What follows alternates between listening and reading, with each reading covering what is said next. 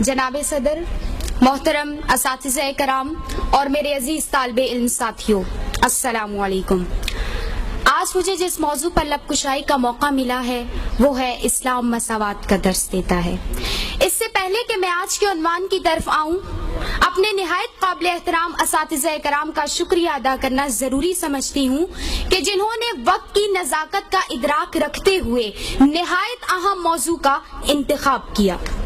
عزیز ساتھیوں، اسلام کا یہ سنہری سبق نہ صرف اسلامی معاشرے کا ایک اہم ستون ہے بلکہ اس آفاقی درس میں ہی انسانی معاشرے کی بقا کا راز پنہا ہے۔ ہم سب بخوبی جانتے ہیں کہ اسلام سے پہلے دور جاہلیت میں نوزائیدہ بچیوں کو زندہ درگور کرنے کا رواج عام تھا۔ ہادی برحق حضرت محمد صلی اللہ علیہ وآلہ وسلم نے نہ صرف اس جاہلانہ رواج کا خاتمہ کیا بلکہ مرد و زن کے درمیان مساوات یعنی برابری کا لازوال پیغام دیا۔ روزمرہ کی بنیاد پر معاشرتی، قبائلی، لسانی اور خاندانی فرق کو دفنا کر محمود و ایاس کا ایک ہی صف میں کھڑے ہونے کا عملی مظاہرہ یعنی نماز پنجگانہ کا حکم، امیروں کے مال میں سے غریبوں کا حصہ یعنی زکوٰۃ کا حکم، اور حجۃ الوداع کے موقع پر گورے و کالے، عربی و عجمی، لمبے اور چھوٹے کے درمیان فرق کو مٹانے اور برابری کی مساوات قائم کر رکھنے کا وہ لازوال پیغام دیا جس کی اطاعت عاشقان رسول صلی اللہ علیہ وآلہ وسلم کی زندگیوں کا محور و مقصد ہے۔ حضرت عمر رضی اللہ تعالیٰ عنہ کے دور میں مال غنیمت کے بابت خلیفہ وقت سے رعایا کا استفسار ہو یا حضرت علی رضی اللہ تعالیٰ عنہ کے دور میں خلیفہ وقت کے خلاف یہودی کے حق میں فیصلہ،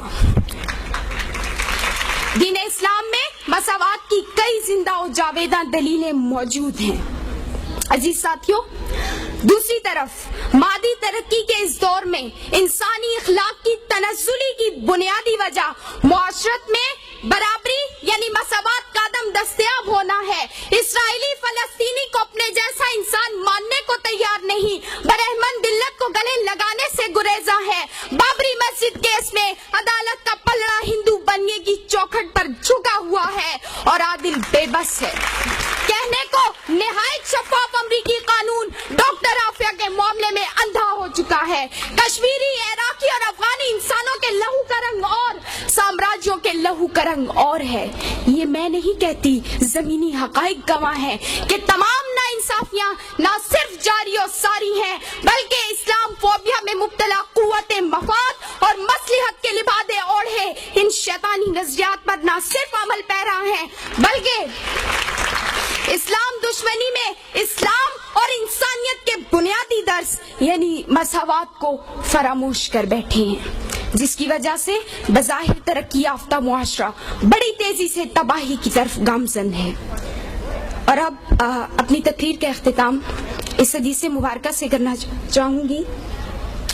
نبی کریم صلی اللہ علیہ وآلہ وسلم نے فرمایا کہ کوئی بھی معاشرہ کفر پر تو قائم رہ سکتا ہے مگر ناانصافی پر نہیں۔ شکریہ۔ آئیں گی انتہائی خوش نصیب ہستی جس نے 100 نمبر حاصل کیے، وہ ہے Jamia Millia government girl secondary school Haika Khan. Haika Khan the great Jamia Millia government girl high school 100 number لے کر اس ٹاؤن کے مقابلے میں اول پوزیشن حاصل کی ہے۔